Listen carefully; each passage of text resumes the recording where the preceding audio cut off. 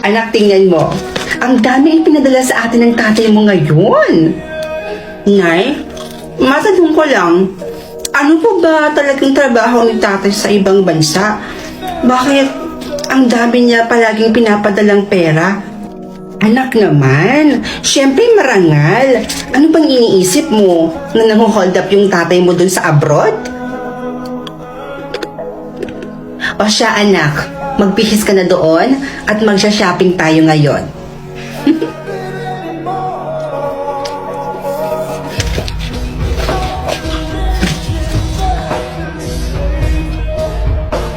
Nay, nagpadala na naman ba sa inyo si tatay? Eh di ba kakapadala lang niya nung isang araw? O bakit anak? Ayaw mo ba ng ganon? Na marami tayong pera?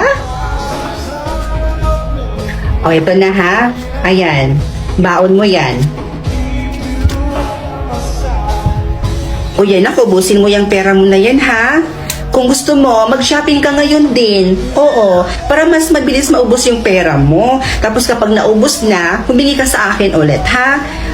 Ano kaya kayo ng mga kaibigan mo? Puntahan nyo kung ano yung gusto nyong puntahan, mag-travel kayo, ganun-ganon. Gumastos ka lang anak, humingi ka lang sa akin kapag naubos na yung pera mo. Huwag na po, Nay. Itatabi ko na lang ito. Sayang din pang dagdag ng ipon ko.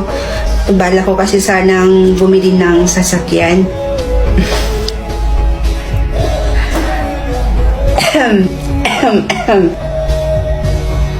Oh. Oy, ano pang hinihintay mo dyan, anak? Eh, testing mo na yung kotse mo. Nandoon na sa labas yung paborito mong kotse. Totoo ba to? May sasakyan na ako? Tay, bakit ganyan po yung tono ng boses nyo? May sakit po ba kayo?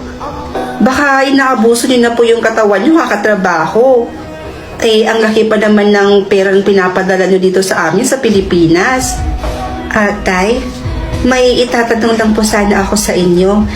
Ayaw po kasi sabihin sa akin ni nanay eh. Tay, ano po ba talagang trabaho nyo dyan sa abroad?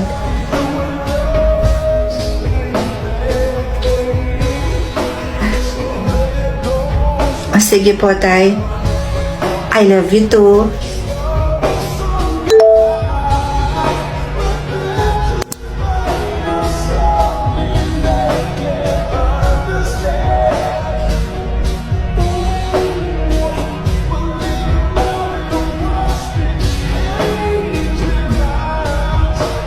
Ano pa naman yan, Berto? Magpagaling ka na niyan. Paano naman tayo niyan kapag umuwi ka? Diyan ka na lang? Ano ka ba naman? Magpagaling ka dyan, tapos magtrabaho ka na ulit. Tapos yung pipiliin mo makatrabaho mo, yung walang sakit. Nay. Ay. Anak. Si tatay ba to? Si tatay ba yan? Sabihin niyo sa akin ng totoo, Nay. Ano po ba talagang trabaho ni tatay sa abroad? Bakit ang bilis natin yumaman? Oo na, eto na. Eto na, sasabihin ko na. Ang trabaho kasi ng tatay mo sa Malaysia, anak.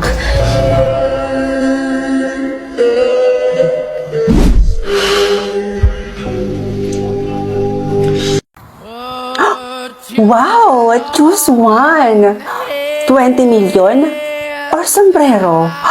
Siyempre, 20 million. Aanuhin ko naman tong sombrero. Ha? Bakit naging sombrero to? Ang daya naman. Kakawid ko dito. Kakainis. Rods? Bago ba yung sombrero mo? Ito? Oo. Kakabili ko lang kanina. Ay, we? Sige nga, tingnan nga natin kung bagay sa'yo. Sige, wait. Wow! Bagay nga. Lakas ng dating mo kapag nakasombrero.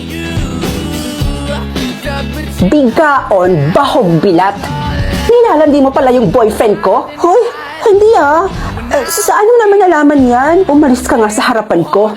Bigaon. Ay, Rods, teka. Magpapaliwanag muna ako. Ayaw mo umalis? Eh di ako na Alis? Nahiya pa ako sa'yo. Wow, ang ganda pala ng sombrero na to ah. In fairness. Besh!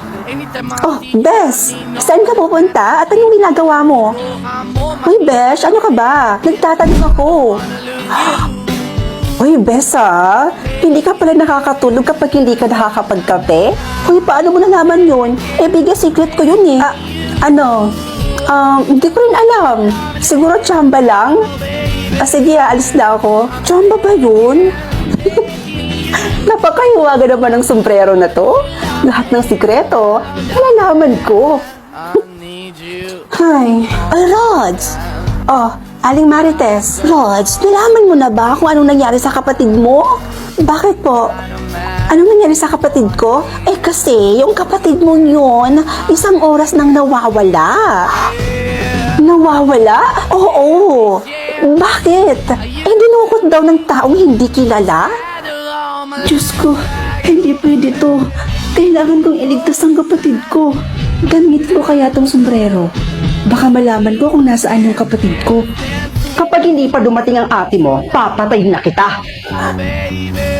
Hindi ako papayag. Ililigtas kita, kapatid ko. O Rod, saan ka pupunta? Ililigtas ko yung kapatid ko.